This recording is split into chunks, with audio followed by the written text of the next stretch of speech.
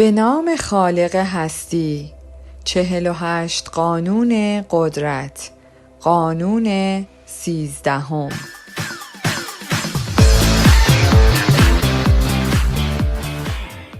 قبل از خواندن کتاب از شما دوستان عزیزم درخواستی دارم. لطفاً برای ما کامنت انگلیسی بگذارید. هنگام درخواست کمک از شخصی روی منافعی که نصیبش می شود تأکید کنید. به فکر بخشندگی و قدردانی از آنها نباشید. داوری: اگر نیاز دارید برای کمک به یکی از متحدان خود مراجعه کنید، به خود زحمت ندهید و کمک‌ها و کارهای خوب گذشته خود را به او یادآوری کنید. او راهی برای نادیده گرفتن شما پیدا خواهد کرد. در عوض چیزی را در درخواست خود یا اتحاد با او کشف کنید که به نفع او باشد و بر آن تأکید کنید. زمانی که ببیند چیزی برای خودش به دست می آورد، مشتاقانه پاسخ خواهد داد. سرپیچی از قانون: در اوایل قرن 14 مرد جوانی به نام کاستروچیو از درجه سرباز معمولی به ارباب شهر بزرگ لوکا ایتالیا رسید. یکی از قدرتمندترین خانواده های شهر پوگیوس ها در ارتقای او که با خیانت و خونریزی موفق شد نقش داشت. اما آنها پس از به قدرت رسیدن او احساس کردند که فراموششان کرده است. جاه طلبی او بر هر قدردانی که احساس می کرد برتری داشت. در سال 1325 زمانی که کاستروچیو برای مبارزه با رقیب اصلی لوکا فلورانس دور بود، پوگیوها با دیگر خانواده های نجیب در شهر توطئه کردند تا خود را از شر این شاهزاده دردسرساز و جاه طلب خلاص کنند. توطئه‌گران با برپایی یک شورش به فرمانداری که کاستروچیو برای حکومت بر شهر رها کرده بود حمله کردند و او را به قتل رساندند.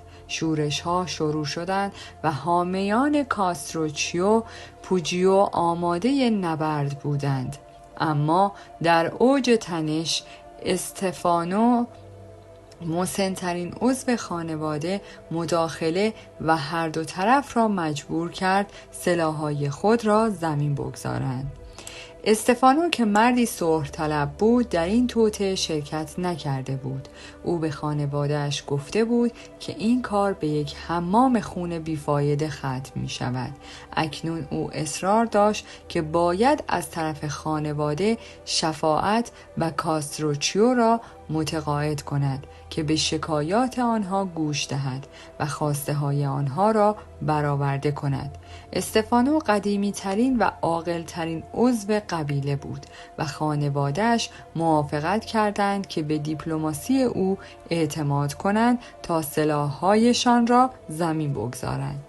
وقتی خبر شورش به کاستروچیو رسید با عجله به لوکا بازگشت. با این حال زمانی که او رسید جنگ از طریق نمایندگی استفانو متوقف گردید و او از آرامش شهر غافل شد. استفانو سپاسگزار خواهد بود، بنابراین شاهزاده را ملاقات کرد. او توضیح داد که چگونه صلح را به ارمغان آورده است. سپس برای رحمت کاستروچیو التماس کرد. او گفت که شورشیان خانواده‌اش جوان و پرشور، تشنه قدرت و در عین حال بی تجربه بودند. او سخاوت گذشته خانواده‌اش را به کاستروچیو به یاد آورد. به همه این دلایل او گفت که شاهزاده بزرگ باید پوگیوها را ببخشد و به شکایات آنها گوش دهد. او گفت که این تنها کار عادلانه بود، زیرا خانواده با کمال میل اسلحه خود را زمین گذاشته بودند و همیشه از او حمایت می کردند. کاستروچیو با حوصله گوش داد. به نظر می رسید حتی ذره‌ای هم عصبانی نیست. در عوض او به استفانو گفت که مطمئن باشد عدالت پیروز خواهد شد و از او خواست که تمام خانواده‌اش را به قصر بیاورد تا درباره شکایاتشان صحبت کنند و به توافق برسند. هنگامی که آنها از یکدیگر جدا شدند، کاستروچیو گفت که از خدا به خاطر فرصتی که برای نشان دادن بخشش و مهربانی خود به او داده شده سپاسگزار است. آن شب تمام خانواده پوجیو به قصر آمدند. کاستروچیو بلافاصله آنها را به زندان انداخت و چند روز بعد همه از جمله استفانو اعدام شدند. تفسیر: استفانو تجسم همه کسانی است که معتقدند عدالت و شرافت آرمانشان پیروز خواهد شد. یقیناً توسل به عدالت و قدردانی گهگاه در گذشته موفقیت آمیز بوده است، اما اغلب عواقب ناگواری داشته است. به ویژه در برخورد با کاستروچیوهای جهان، استفانو می‌دانست که شاهزاده از طریق خیانت و بیرحمی به قدرت رسیده است. بالاخره این مردی بود که یک دوست صمیمی و فداکار را به قتل رسانده بود. وقتی به کاستروچیو گفته شد که کشتن چنین دوست قدیمی اشتباهی وحشتناک بوده است، او پاسخ داد که او نه یک دوست قدیمی، دشمنی جدید را اعدام کرده است. مردی مثل کاستروچیو فقط زور و منفعت شخصی را می شناسد. وقتی شورش شروع شد، پایان دادن به آن و قرار دادن خود در رحمت او خطرناکترین حرکت ممکن بود. حتی زمانی که استفانو مرتکب آن اشتباه مهلک شده بود، هنوز گزینه‌هایی داشت. او می توانست به کاستروچیو پیشنهاد پول و برای آینده قولهایی بدهد. همچنین می توانست به این نکته اشاره کند که پوجیوها هنوز می توانند به قدرت کاستروچیو کمک کنند. برای مثال، اثرگذارترین خانواده های روم و ازدواج بزرگی که می توانستند میانجیگری کنند. در عوض استفانو گذشته را مطرح کرد و بدهی هایی که هیچ تعهدی نداشتند. یک مرد نه تنها موظف به سپاسگزاری نیست، قدردانی نیز اغلب بار وحشتناکی است که آن را با کمال میل کنار می‌گذارد و در این مورد کاستروچیو با حذف پوگیوها از شر تعهدات خود در قبال پوگیو خلاص شد. رعایت قانون. در سال 433 قبل از میلاد، درست قبل از جنگ پولیپوز، جزیره کوریسا که بعداً کوروفو نامیده شد و ایالات شهر یونانی کورنت در آستانه درگیری قرار گرفتند. هر دو طرف سفیران خود را به آتن فرستادند تا تلاش کنند طرفداران خود را جلب نمایند. خطرات زیاد بودند، زیرا هر کسی که آتن را کنار خود داشت مطمئناً برنده میشد و هر کس در جنگ پیروز شود قطعاً به فرد شکست خورده رحم نمی کند.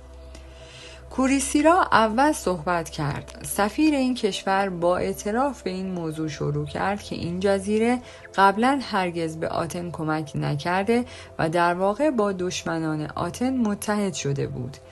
هیچ پیوند دوستی یا سپاسگزاری بین کوریسیرا و آتن وجود نداشت. بله، سفیر اعتراف کرد که او اکنون از ترس و نگرانی برای امنیت کوریسیرا به آتن آمده بود. تنها چیزی که او می توانست ارائه دهد اتحاد منافع متقابل بود. کوریسیرا نیروی دریایی داشت که فقط از نظر اندازه و قدرت از نیروی دریایی آتن پیشی گرفت. اتحاد بین این دو دولت نیروی هولناکی ایجاد می نماید که دولت رقیب اسپارت را مرعوب می کند. متاسفانه این تمام چیزی بود که کوریسیرا داشت. نماینده کوریس یک سخنرانی درخشان و پرشور در تضاد شدید روی کرد با خشک و بیرنگ کوریسیران ایراد کرد. او از تمام کارهایی که کورینت در گذشته برای آتن انجام داده بود صحبت کرد. او این سوال را مطرح کرد که اگر شهر با یک دشمن سابق به جای یک دوست فعلی توافق کند، چه اتفاقی برای دیگر متحدان آتن خواهد افتاد؟ شاید آن متحدان توافق خود را با آتن به هم بزنند. او به قانون یونان ارج نگذاشت و به نیاز به بازپرداخت کورنت برای تمام اعمال خوب آن اشاره کرد. در نهایت او خدمات بسیاری را که کورنت برای آتن انجام داده بود و اهمیت قدردانی از دوستان را فهرست کرد. پس از سخنرانی آتنی ها این موضوع را در مجلسی به بحث گذاشتند. در دور دوم آنها با بیشترین آرا به اتحاد با کوریسیرا و حذف کورینت رأی دادند. تفسیر: تاریخ از آتنی ها با نجابت یاد کرده است، اما آنها رئالیست های برجسته یونان کلاسیک بودند. با آنها تمام لفاظی ها و همه جذابیت های احساسی در جهان نمی توانست با یک استدلال عملگرایانه خوب، به ویژه استدلالی که بر قدرت آنها می افزاید، مطابقت کند. چیزی که سفیر کورینت متوجه نشد این بود که ارجاعات او به سخاوت گذشته کورینت به آتن فقط آتنی ها را آزرده می کرد و ظرافت از آنها می خواست. احساس گناه کنند و آنها را تحت تعهد قرار می داد. آتنی ها نمی توانستند به لطف‌ها و احساسات دوستان گذشته اهمیتی بدهند. در همان زمان آنها می دانستند که اگر سایر متحدانشان به خاطر ترک کورینت ناسپاسی کنند، باز هم بعید است این دولت شهرها پیوند خود را با آتن، قدرت برتر یونان، بشکند. آتن با زور بر امپراتوری خود حکومت می کرد و به سادگی هر متحد سرکشی را مجبور می کرد که به گروه بازگردد.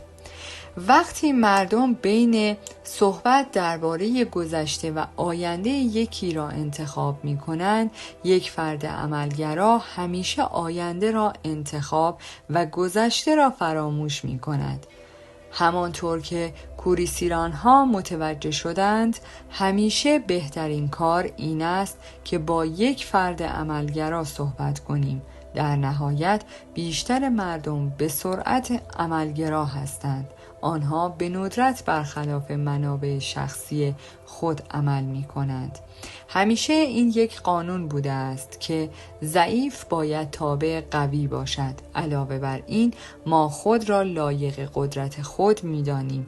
تا به امروز شما هم فکر می کردید که ما هستیم، اما حالا پس از محاسبه منافع خود شروع به صحبت درباره درست و غلط می کنید. همپیمانان از این نوع هرگز مردم را از فرصتهای بزرگی که توسط قدرت برتر ارائه می شوند دور نکردند. نماینده آتن در اسپارت نقل شده در جنگ پولیپس نکات کلیدی در قدرت: در تلاش برای کسب قدرت دائم خود را در موقعیتی خواهید یافت که از افراد قدرتمندتر از خود کمک می خواهید. کمک خواستن هنر است، هنری که به توانایی شما در درک شخصی که با او سر و کار دارید و اینکه نیازهای خود را با او اشتباه نگیرید بستگی دارد. بیشتر مردم هرگز در این کار موفق نمی شوند، زیرا آنها کاملا در دام خواسته های خود هستند. آنها از این فرض شروع می کنند که افرادی که از آنها درخواست می کنند علاقه فداکارانه برای کمک به آنها دارند. آنها طوری صحبت می کنند که گویی نیازهایشان برای این افراد مهم است که احتمالاً نمی توانستند اهمیتی دهند. گاهی اوقات آنها به مسائل بزرگتر اشاره می کنند. یک دلیل یا احساسات بزرگ مانند عشق و قدردانی. زمانی که واقعیت‌های ساده و روزمره جذابیت بیشتری داشته باشند، آنها به دنبال تصویر بزرگ هستند، چیزی که آنها متوجه نمی‌شوند. این است که حتی قدرتمندترین فرد نیز در درون نیازهای خود محبوس است و اگر شما به نفع شخصی او توجهی نکنید، او فقط شما را ناامید یا در بهترین حالت اتلاف وقت می‌بیند. در قرن 16 مبلغان پرتغالی ها سالها تلاش کردند تا مردم ژاپن را تبدیل به مذهب کاتولیک کنند، در حالی که در همان زمان پرتغال انحصار تجارت بین ژاپن و اروپا را داشت. اگرچه مبلغان موفقیت هایی داشتند، هرگز میان نخبگان حاکم فاصله زیادی نداشتند. در آغاز قرن 17 در واقع تبلیغ آنها به طور کامل با امپراتور ژاپن لیلیاسو مخالفت کرد. هنگامی که تعداد زیادی از هلندی ها وارد ژاپن شدند، لیلیاسو خیلی راحت شد. او به اروپایی ها برای علمشان در تفنگ و دریانوردی نیاز داشت و بالاخره اروپایی هایی بودند که هیچ اهمیتی به اشاعه دین نداشتند. هلندی ها فقط میخواستند تجارت کنند. لیلیاسو به سرعت حرکت کرد تا پرتغالی ها را بیرون کند. از آن به بعد او فقط با هلندی ها عملی سر و کار داشت. ژاپن و هلند فرهنگ‌های بسیار متفاوتی بودند، اما هر کدام دغدغه‌ای همیشگی و جهانی داشتند. منافع شخصی، هر فردی که با او سر و کار دارید، مانند یک فرهنگ دیگر است، سرزمینی بیگانه با گذشته‌ای که ربطی به گذشته شما ندارد. با این حال می توانید با توسل به منافع شخصیش تفاوت‌های بین خود و او را دور بزنید. ظریف نباشید. اگر دانش ارزشمندی برای به اشتراک گذاشتن دارید، خزانه او را پر از طلا و او را شادتر خواهید کرد. این زبانی است که همه ما صحبت می‌کنیم و می‌فهمیم. یک مرحله کلیدی در این فرایند درک روانشناسی فرد مقابل است. آیا آن بیهوده است؟ آیا فرد نگران شهرت یا جایگاه اجتماعی خود است؟ آیا فرد دشمنانی دارد که بتوانید به آن کمک کنید تا آنها را شکست دهد؟ آیا انگیزه فرد صرفاً پول و قدرت است؟ هنگامی که مغول‌ها در قرن 12 به چین حمله کردند، فرهنگی را که بیش از 2000 سال رشد کرده بود تهدید کردند. رهبر آنها چنگیزخان در چین چیزی به جز کشوری ندید که فاقد چراگاه برای اسب‌هایش باشد. او تصمیم گرفت این مکان را ویران و تمام شهرهای آن را با خاک یکسان کند. بهتر چینی ها رو نابود کنیم تا علف ها رشد کنند. این یک سرباز، ژنرال یا پادشاه نبود که چینی ها را از ویرانی نجات داد، بلکه مردی به نام چوت سای بود. چوت سای آماده بود تا از برتری چین قدردانی کند. او توانست خود را تبدیل به مشاور معتمد چنگیزخان کند. همچنین او را متقاعد کرد که اگر به جای نابود کردن آن به سادگی از همه کسانی که در آنجا زندگی می کردند مالیات بگیرد، از آنجا ثروت درو خواهد کرد. چنگیزخان حکمت را در این امر دید و انجام داد، همانطور که چوتسای توصیه کرد. هنگامی که چنگیزخان پس از محاصره طولانی شهر کایفینگ را تصرف کرد و تصمیم گرفت ساکنان آن را قتل عام کند، همانطور که در شهرهای دیگر در برابر او مقاومت کرده بودند، چوتسای به او گفت که بهترین صنعتگران و مهندسان چین به کایفنگ گریختند و بهتر است از آنها استفاده کنیم. کایفنگ در امان ماند. چنگیزخان هرگز چنین رحمتی نشان نداده بود، اما واقعا این رحمت نبود که کایفنگ را نجات داد. جوسای را به خوبی می شناخت. او دهقانی وحشی بود که به فرهنگ و چیزی به جز جنگ و نتایج عملی اهمیت نمیداد. جوسای تصمیم گرفت به تنها احساسی که در چنین مردی مؤثر است متوسل شود: طمع. نفع شخصی اهرمی است که مردم را به حرکت در می آورد. هنگامی که آنها را وادار کردید ببینند که چگونه می توانید نیازهای آنها را برآورده کنید یا اهداف آنها را پیش ببرید، مقاومت آنها در برابر درخواستهای شما برای کمک به طرزی جادویی از بین می رود. در هر قدم در راه کسب قدرت باید خود را طوری تربیت کنید که راه خود را در ذهن طرف مقابل بیندازید و نیازها و علایق او را ببینید تا از صفحه احساسات خود که حقیقت را مبهم می کند خلاص شوید. به این هنر مسلط شوید. هیچ محدودیتی برای آنچه می توانید انجام دهید وجود نخواهد داشت. تصویر: سیمی که ارتباط می دهد سیم رحمت و قدردانی نماست و با اولین ضربه می شکند. چنین طناب نجاتی پرتاب نکنید. طناب منفعت شخصی متقابل از الیاف زیادی بافته شده است و به راحتی قابل جدا شدن نیست. سالها به شما خدمت خواهد کرد. قدرت: کوتاه‌ترین و بهترین راه برای به دست آوردن ثروت این است که به مردم اجازه دهید به وضوح ببینند که ارتقاء منافع شما به نفع آنهاست. تغییر روی کرد: برخی از مردم توسل به منافع شخصی خود را زشت و حقیر خواهند دید. در واقع آنها ترجیح می دهند که بتوانند صدقه رحمت و عدالت را اعمال کنند که راه‌های آنها را برای احساس برتری نسبت به شماست. وقتی از آنها کمک می‌خواهید بر قدرت و موقعیت آنها تأکید می‌کنید. آنها آنقدر قوی هستند که به هیچ چیز از شما نیاز نداشته باشند به جز اینکه احساس برتری کنند. این شراب است که آنها را مست می کند.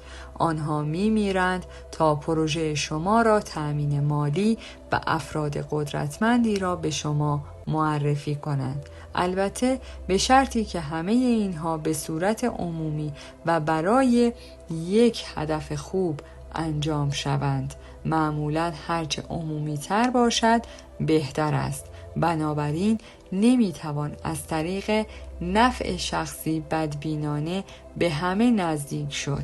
برخی از افراد با این کار به تعویق میافتند زیرا نمیخواهند با چنین چیزهایی انگیزه پیدا کنند. آنها به فرصتهایی برای نشان دادن قلب خوب خود نیاز دارند. خجالتی نباشید. این فرصت را به آنها بدهید. اینطور نیست که آنها را با درخواست کمک فریب دهید. شما باید تفاوت‌ها را بین افراد قدرتمند تشخیص دهید و بفهمید که چه چیزی باعث می شود آنها را برای انجام کاری تشویق کنید. وقتی طمع می‌ریزید به صدقه آنها اعتماد نکنید. وقتی می‌خواهند خیرخواه و نجیب به نظر برسند به طمع آنها متوسل نشوید. در پایان از شما دوستان عزیزم می‌خواهم برای حمایت بیشتر ما کانال ما را به دوستان خود معرفی کنید. برای انرژی بیشتر ما رو لایک کنید و برای ادامه پرقدرت‌تر سابسکرایب. تا درودی دیگر، درود و 200 بدرود.